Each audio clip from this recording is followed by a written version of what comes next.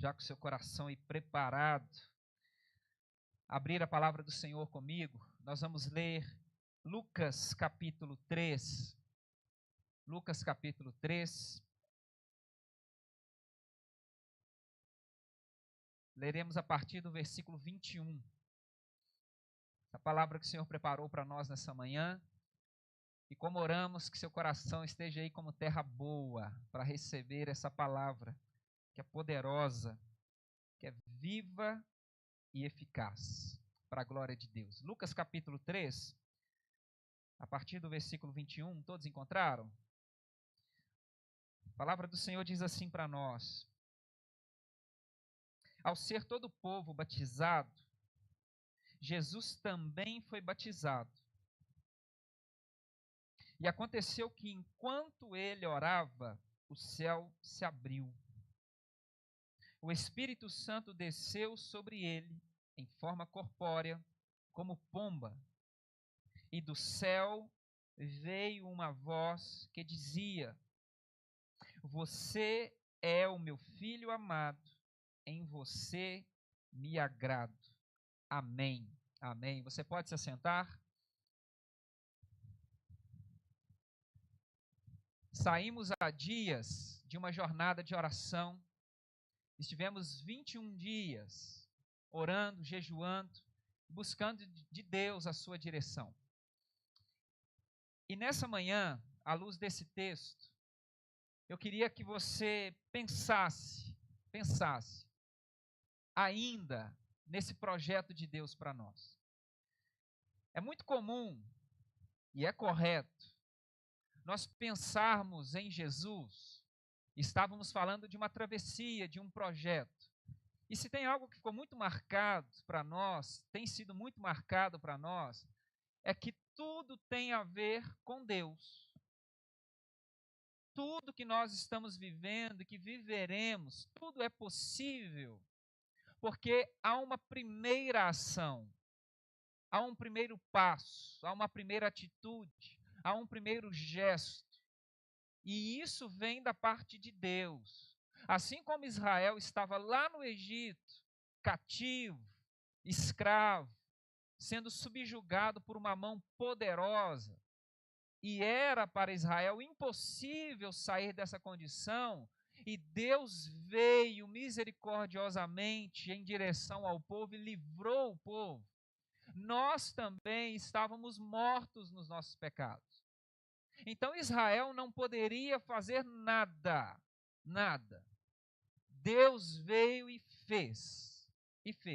E começou um projeto. Colocou Israel a caminho de um projeto. Da mesma forma, nós estávamos mortos em nossos pecados. Não tinha o que pudéssemos fazer. Nada. O amor de Deus veio e nos levantou da morte. E nos colocou também num caminho para a vida.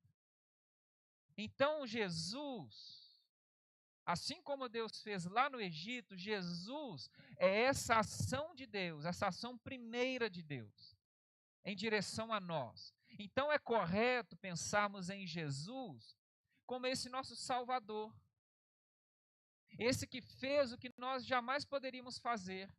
Então, nesse projeto de salvação, sem dúvida alguma, há uma dimensão que não nos compete. Nós jamais poderíamos ter feito nada. Nos cabe apenas crer, apenas receber, apenas desfrutar, porque isso é uma obra de graça. Você percebe isso? Um morto não pode fazer nada por si. Então Deus vem e nos levanta e nos coloca a caminho de um projeto. Então Jesus precisa e deve ser visto, logicamente, como um Salvador.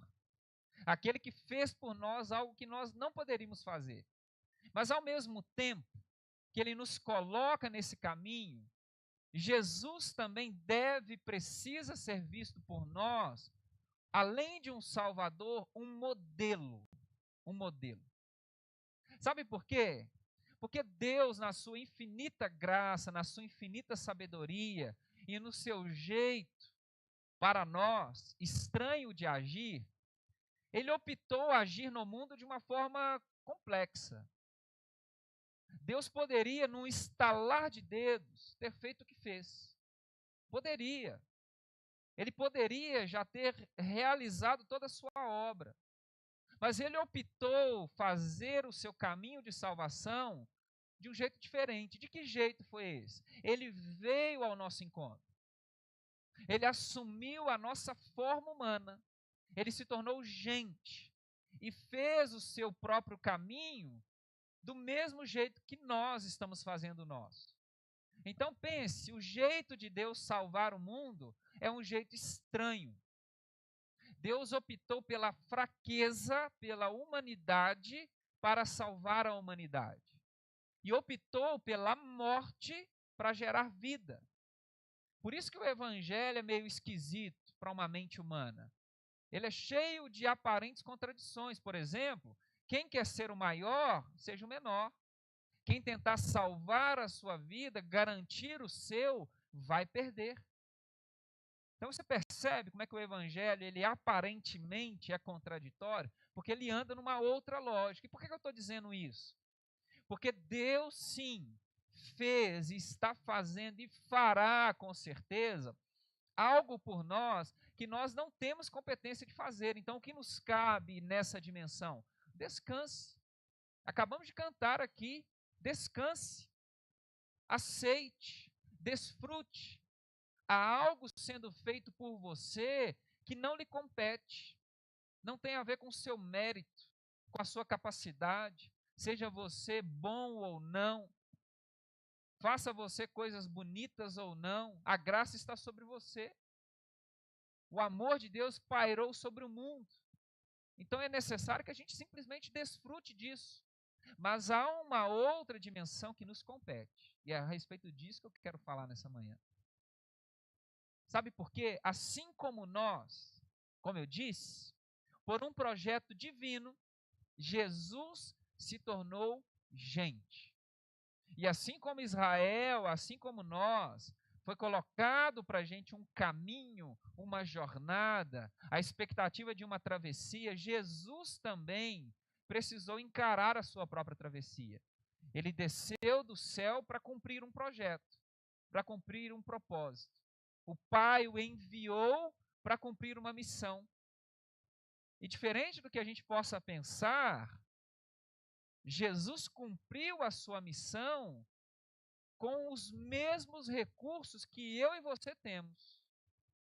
Sabe qual foi a grande primeira heresia com a qual a igreja precisou lidar lá no primeiro século?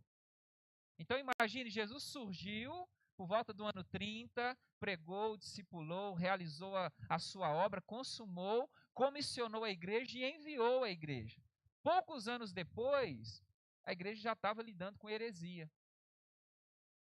Distorções. E sabe qual foi o grande primeiro problema que a igreja precisou enfrentar? Pessoas da comunidade, então foi um problema de dentro, tá? De dentro. Não foi a perseguição, foi de dentro. Pessoas de dentro da comunidade começaram a dizer que Jesus não foi humano como nós. Por isso que ele deu conta de fazer o que fez. Que Jesus não estava plenamente esvaziado como nós estamos. Que Jesus tinha pelo menos uma faísquinha divina que o diferenciava de nós, enquanto realidade humana. Que essa história de que Jesus assumiu a humanidade, isso é só simbólico. Mas que na verdade ele estava apenas fingindo ser humano para nos dar um exemplo. Isso causou um transtorno terrível para a igreja. Transtorno terrível. Vocês não têm noção do problema que isso gerou. E isso perpetua até hoje. Já conversou com pessoas que falam assim, mas Jesus, né? Quem sou eu para me comparar? Nesse aspecto de Salvador, de Messias, obviamente. Mas o que a Bíblia Sagrada não esconde e enfatiza, é isso que eu queria que você prestasse atenção nessa manhã, é que ele cumpriu a sua jornada com os mesmos recursos que nós temos. Os mesmos. Para quê? para nos mostrar que é possível. Ele veio ao nosso encontro, então ele assume a nossa fraqueza para nos levar para a sua força. Ele vem à nossa condição para nos levar para a sua própria condição. E de que forma Jesus fez o seu trajeto? Ele disponibiliza para nós algo muito importante, que às vezes nós negligenciamos todos os dias. Jesus foi um homem de oração. Sabia disso? Jesus foi um homem de oração. E o evangelho de Lucas é o evangelho que mais destaca isso.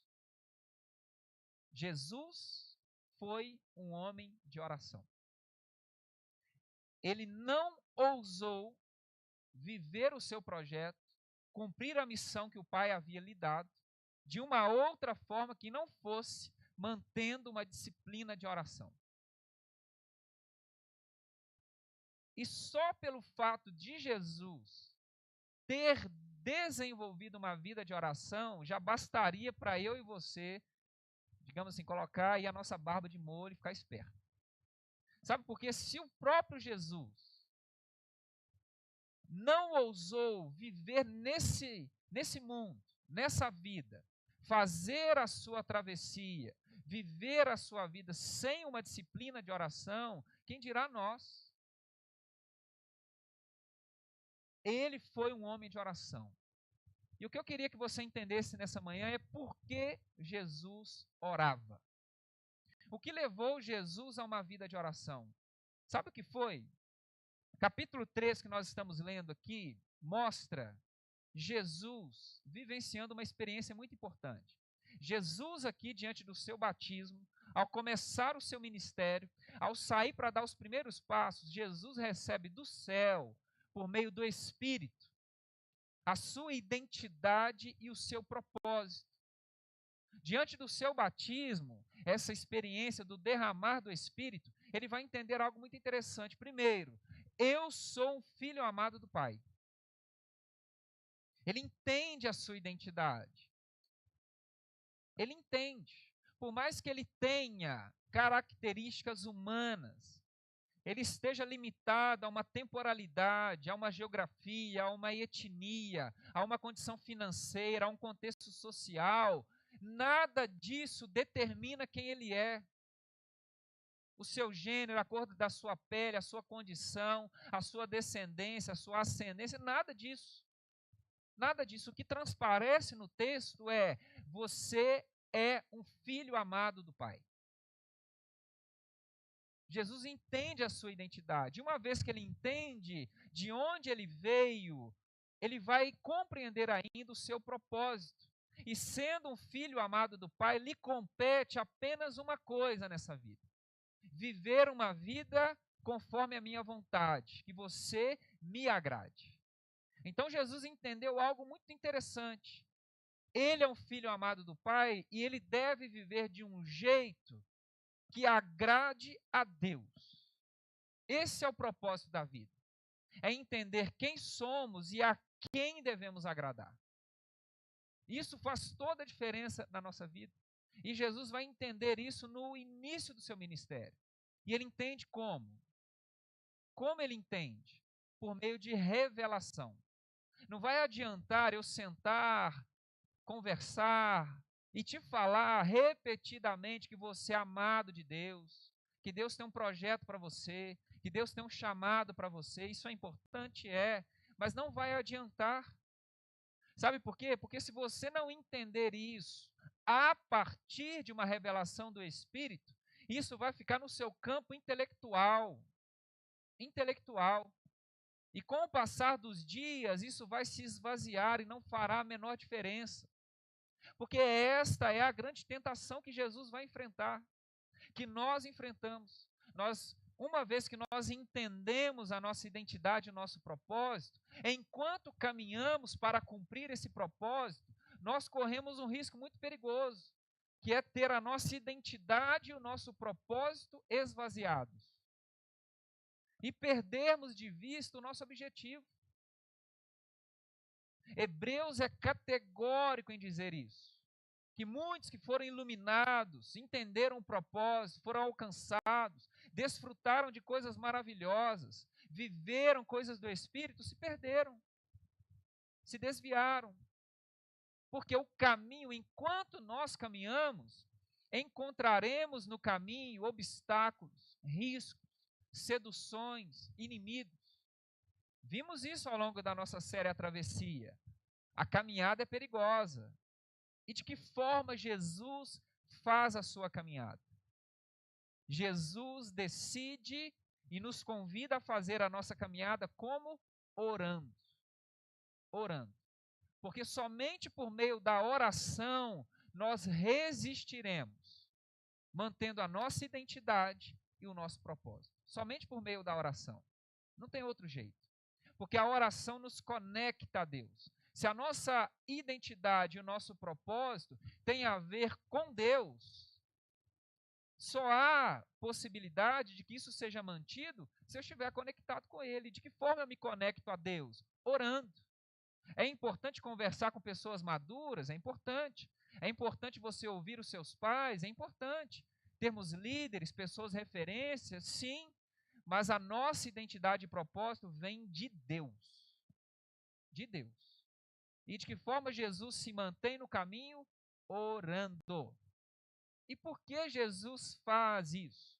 De que forma a oração ajuda Jesus? Perceba uma coisa, eu quero destacar alguns eventos da vida de Jesus aqui em Lucas, para que você entenda algo. Enquanto caminhamos, haverá obstáculos. Um deles é o próprio diabo. É o próprio diabo. Há um autor, que eu particularmente gosto muito, é o escritor de uma famosa história chamada As Crônicas de Nárnia, né, Isaac? C.S. Lewis. Ele tem um livro chamado Cristianismo Puro e Simples. Um desses capítulos é interessante, que ele vai falar a respeito da ação do inimigo. E ele vai dizer que a gente corre o risco de dois extremos. O primeiro é a gente dar ao diabo todo o poder, todo o glamour. Tudo é o diabo. Tudo. Então, se acontece alguma coisa, é o diabo. Se eu não pago a minha conta, é o diabo. Se eu como demais, é o diabo. Se eu faço aquilo, é o diabo. E eu vou colocando tudo na conta dele. Então, eu vou superestimando o diabo. Às vezes é só para esconder a minha canalice mesmo, mas eu vou colocando tudo na conta dele. Ou eu nego a existência dele. Eu não considero. Eu sempre tenho uma justificativa racional, plausível, natural, para entender os problemas que acontecem. Ah, é que eu não estou bem hoje. Ah, é o mercado. Ah, é o dólar. Eu não tomei a medicação. Eu sempre naturalizo. Eu sempre tenho uma justificativa humana, natural, para justificar aquilo que eu estou passando. Mas se tem uma coisa que a Bíblia Sagrada é enfática, é dizer o seguinte: o diabo é real. É um ser espiritual e que nos afeta na nossa vida. E Jesus tem esse embate direto com o diabo. Sabe por quê? Porque enquanto estamos caminhando, nós precisamos estar atentos que enfrentaremos ataques espirituais provindos do inferno sobre a nossa vida. Por mais que seja uma pessoa te atormentando, uma situação, um sentimento, um pensamento, por mais que isso ganhe concretude, materialidade, por trás disso pode ser, pode não ser, mas pode ser que haja uma ação direta do diabo. Direta. Ele pode estar usando uma pessoa, uma situação, alguma coisa, mas a origem disso não é natural. Então Jesus passa esse problema. No capítulo 4, ele é tentado diretamente pelo diabo. Então não pense você que o diabo é uma invenção, que ele é inofensivo, Há pessoas fissuradas no diabo, né? Elas sabem mais do diabo do que da Bíblia, isso é fato. Sabe o nome, o signo, né? O tamanho é do sapato, sabe tudo. Mas é importante a gente frisar que o diabo é real. O nosso inimigo espiritual é real e Jesus enfrenta o diabo. Ele percebe que o diabo arquiteta planos contra a vida dele, contra o ministério dele. O próprio diabo faz proposições, aponta possibilidades, sugere, induz, enfrenta, das mais variadas formas. Capítulo 4, Jesus está num momento em que ele está sendo tentado pelo próprio diabo. E o que ele faz? Jesus está num momento de oração. E por que no momento de oração? Porque ele sabe que o diabo pode colocar no nosso caminho situações, armadilhas, propostas que podem nos desviar, que podem, num primeiro momento, parecer bem aos nossos olhos, assustadora, nos fazer temer, nos fazer amedrontar. E por um motivo que seja, a ação do diabo pode ser bem sucedida. Então, o que ele faz? Ele está face a face com o diabo, como? Orando. Orando. Então, a oração é importante, por quê? Porque é um meio de resistir ao diabo. Resistir ao diabo e ele fugirá de vós. E de que forma nós podemos e devemos resistir ao inimigo? Em oração. Porque o diabo, as ações demoníacas, que às vezes são visíveis, às vezes não, às vezes são pesadas, às vezes sutis, às vezes são amargas, às vezes docinhas como mel, elas podem nos tirar do caminho. Como é que Jesus faz? Ora. Porque ele sabe que o diabo pode tirá-lo. Outra situação interessante que a gente percebe aqui em Lucas, capítulo 5, por exemplo, e por isso Jesus faz a sua caminhada em oração, é que diferente do que a gente possa pensar, tempos bons podem nos tirar do caminho. Tempos bons. Sabe aquele momento da sua vida que está tudo dando certo? Você cogitou a possibilidade de um aumento. Mas, poxa, estou fazendo meu trabalho legal, meu chefe podia me chamar, né? A minha chefe tinha que me dar uma oportunidade. Aí você está angustiado, ela te chama lá, fulano, ó, seu trabalho está muito bom, vou te dar 3 vezes mais. Está tudo dando certo. Seu trabalho está indo bem, sua família está em paz, você conseguiu prosperar, suas contas estão pagas, você consegue viajar para onde você quer, está tudo tranquilo, está tudo indo bem. Você olha para a vida do outro, só problema, caos, você fala, obrigado, Senhor, está tudo indo bem. Esses tempos de bonança são extremamente perigosos. O conforto é extremamente perigoso para nós. Porque corremos o risco de pensar que as coisas são naturalmente boas, que eu mereço aquilo tudo, que eu estou vivendo porque eu sou bom, faço tudo certinho, está tudo indo bem, e eu começo, sem perceber, confiar em mim. A ilusão de que isso vai durar para sempre, que eu mereço, que eu sou melhor. E o conforto vai me colocando, às vezes, numa situação de arrogância, de prepotência. Capítulo 5 está acontecendo algo fantástico no ministério de Jesus. Ele está pregando, ele está falando do evangelho, curando pessoas e a multidão começa a crescer. Pessoas de todo lado, a fama de Jesus está se espalhando, as pessoas estão vindo de todo lado, vem gente de todo jeito, Jesus fazendo curas, o ministério de Jesus está bombando.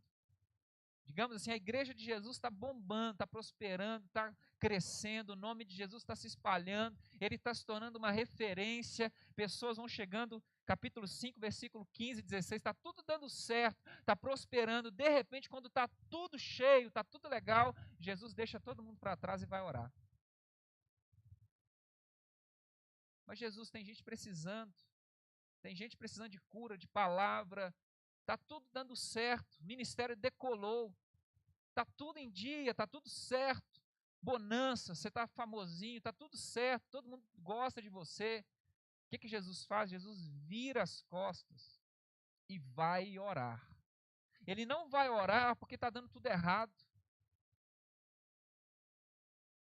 Porque há problemas, há situações difíceis. Ele se sente pequeno. Não. Porque está dando tudo certo, Jesus sai do meio disso e vai orar. Porque ele sabe que os tempos bons são extremamente sedutores. São perigosos. Corremos o risco de achar que nós somos melhores, somos os bons, merecedores. Tempos bons são sedutores. E porque está dando tudo certo, o que ele faz? Ele vai para o joelho para colocar isso, seu coração, na presença de Deus. Para que ele se lembre que isso não tem nada a ver comigo, isso tem a ver com Deus. Eu já presenciei várias pessoas. O caos bateu na porta, meu filho, ajuda até a abrir igreja. É o primeiro a chegar. O que você pedir, faz. Você mandar plantar bananeira no final do culto, planta. O que pedir, faz. Desespero. Ainda cobra. Pastor, acho que tem pouca coisa, tem que ter mais coisa, pastor, não sei o que e tal. Desespero. Na lógica, eu preciso correr atrás do prejuízo. Deve estar acontecendo algum problema. O problema, às vezes, nos move.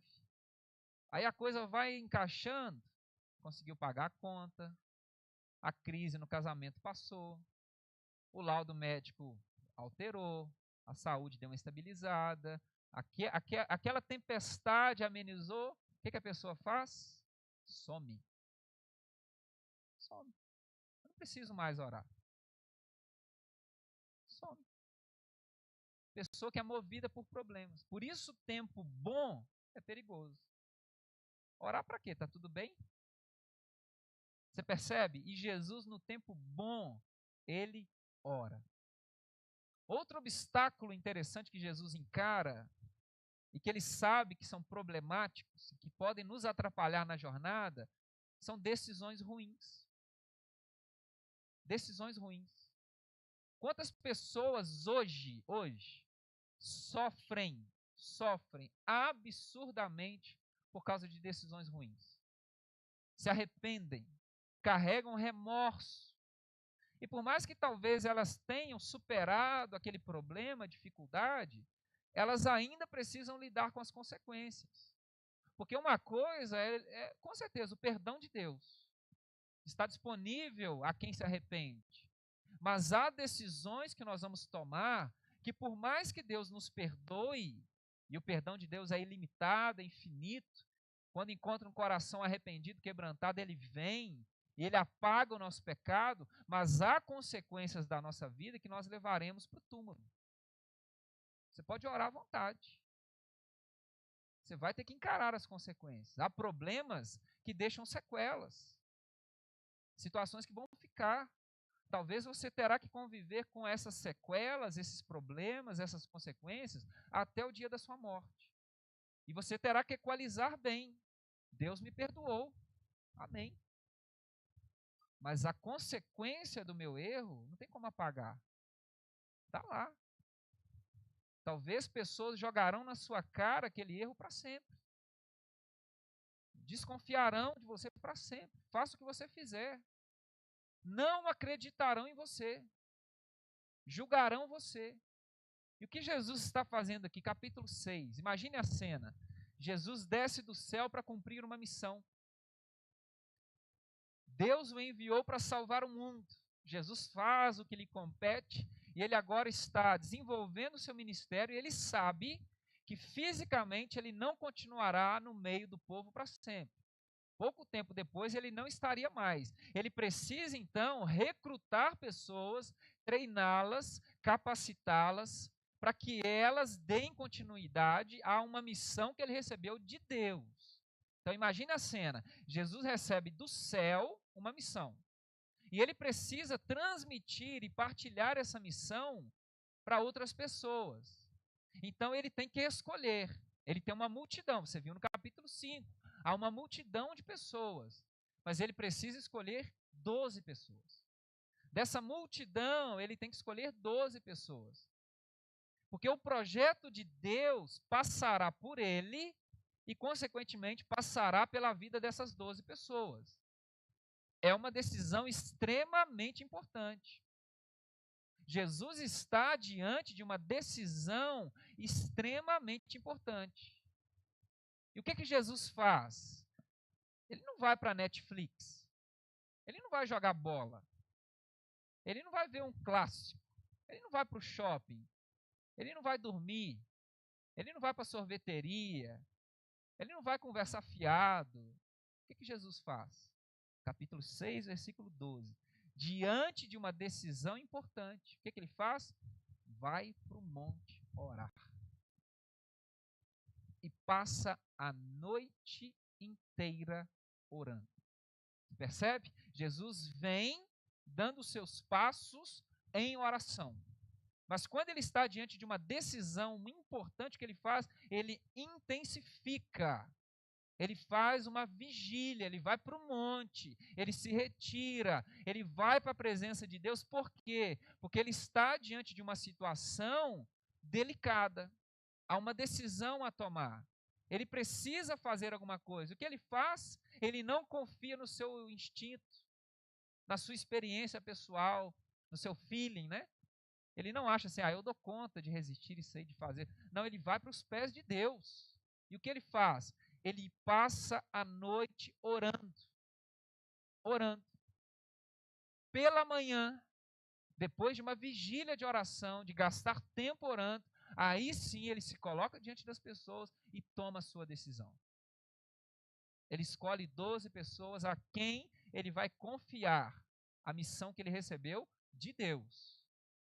Imagine você ter algo valiosíssimo na sua mão que você precisa confiar a pessoas. Ele entrega algo valioso nas mãos de algumas pessoas. E eu não preciso argumentar muito com você para que você concorde comigo que a decisão de Jesus foi acertada. Sabe por quê? Hoje nós estamos aqui. E nós o confessamos como Senhor e Salvador da nossa vida. Nós fomos alcançados por uma mensagem. Nós fomos alcançados por uma pregação. Por que nós fomos alcançados?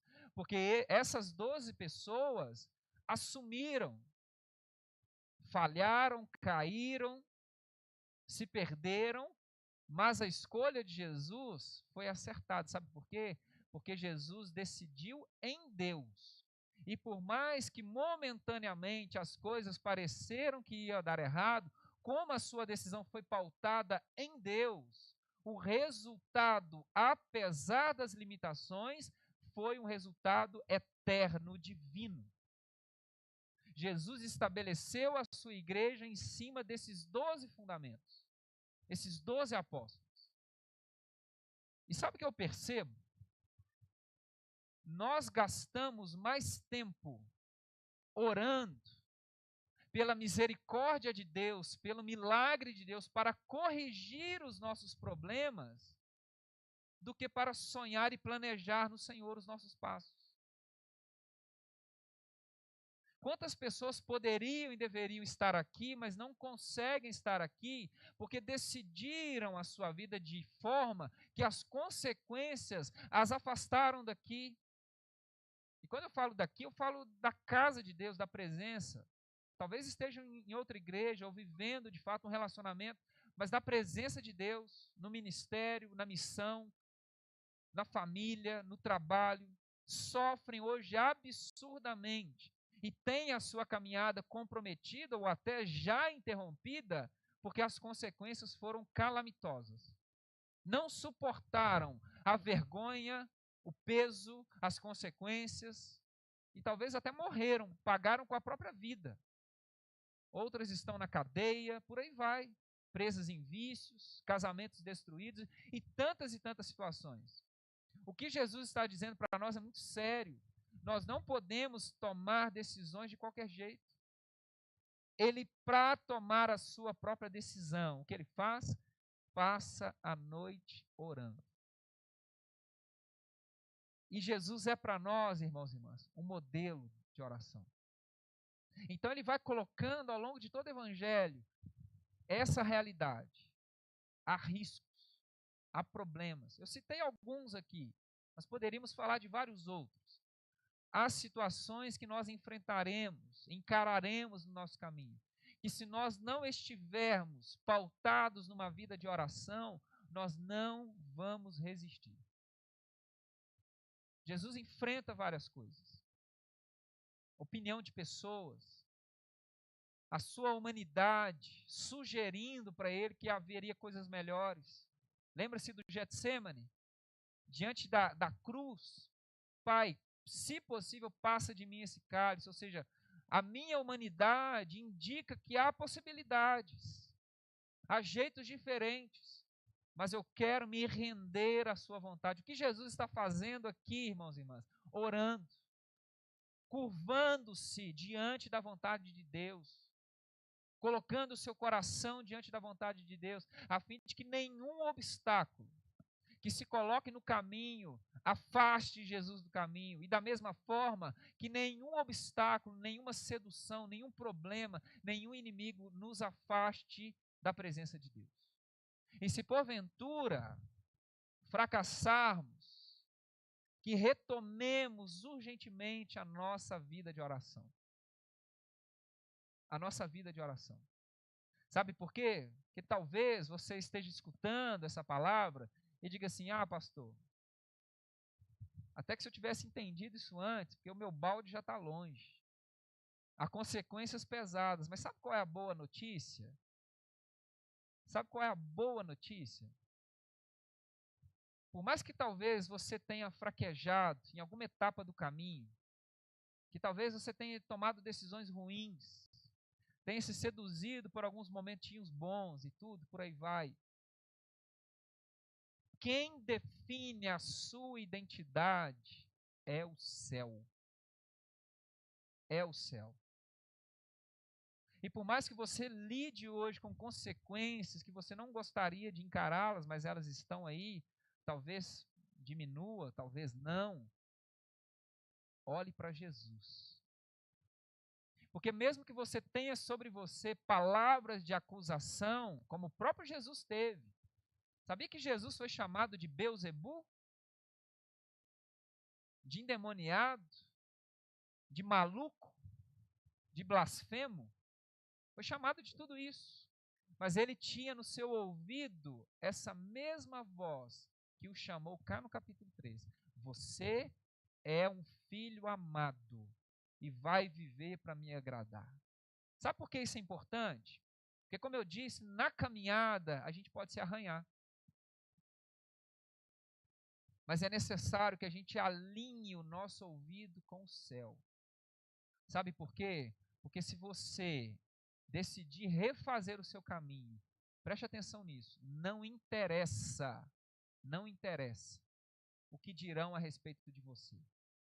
Não interessa. O que interessa é o veredito do céu com a sua vida. Ah, pastor, mas eu não acredito na mudança dela. O problema é seu. O problema é seu. Ah, eu não perdoo. O problema é seu. Ainda bem que o céu não é seu. Não é seu. Ah, mas fulano está com raiva de mim. Você se arrependeu? Sim. Você foi lá, você conversou, você tentou, você fez pontes, você fez a sua parte. Há arrependimento sincero? Sim. Tentei, mas não me perdoaram. Segue a vida. Segue a vida. Vai viver. Porque quem deve definir a nossa identidade é o céu. O céu. Apeguemos-nos nisso, irmãos e irmãs. Sabe por quê? Porque há uma jornada gloriosa preparada para nós. Há uma jornada gloriosa preparada para nós. E nada e ninguém poderá nos impedir, se estivermos com o nosso coração pautado no Senhor. Porque é Ele quem vai nos conduzir. Então, faça a sua jornada com o seu joelho no chão, com a boca no pó. Clame ao Senhor, desenvolva uma vida de oração. peça ao Senhor para ajudar você. Não ouse viver a sua vida sem oração. Até para que você, se está refazendo a sua vida, se livre de palavras de acusação. Tenha força para reconstruir o que der, para encarar o que ficar e vai viver a sua vida. Sabe por quê? Porque nenhuma condenação há para aquele e para aquela que está em Cristo Jesus. Amém? Se coloque de pé e nós vamos orar e nos preparar para esse tempo aqui. É por causa do que significa essa mesa que nós podemos refazer o nosso caminho. Não desista. Não desista.